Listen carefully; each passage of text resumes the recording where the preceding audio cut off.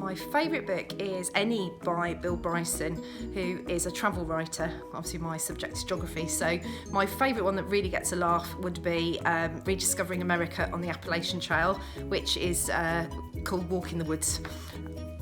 My favourite book is Even the Dogs by John McGregor. It's a wonderful and tragic story about one man's journey and his death. Absolutely fantastic, check it out. My favourite book is a book called Legacy by James Kerr. It's about the New Zealand All Blacks and their legacy. It's my favourite book because it's taught me many valuable life lessons that will stick with me for the remainder of my life. My favourite book is The Hunger Games by Suzanne Collins. I really love it because of the strong female lead and kind of the moral lessons we can learn from it.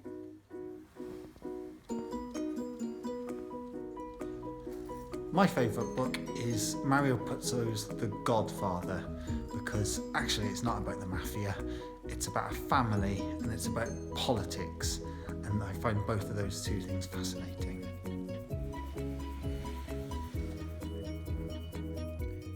I'm a huge fan of biographies, so my favourite book is a book about the creator of the Muppets called Jim Henson, and that book is written by Brian J. Jones, and I just love the fact that it's just bringing the magic of the Muppets together, and it's a true story behind the legend of these puppets.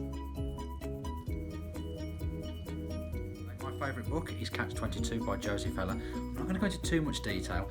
It's a hard read to start off with, but it's a fantastic story and lots of intertwining stories.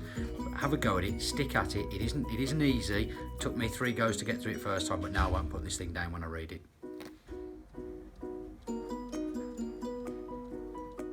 My favourite book is The Blade Itself by Joe Abercrombie. It's my favourite book because it's a really interesting fantasy story.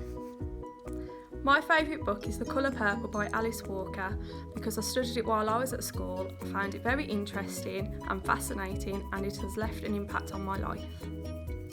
My favourite book is Wolf Brother by Michelle Paver, and I love it because it's about life 6,000 years ago when the whole country was still covered in forests and people had to live life from the trees and nature and work in their groups and live off what the natural world is about. I'm a geographer, so I loved it.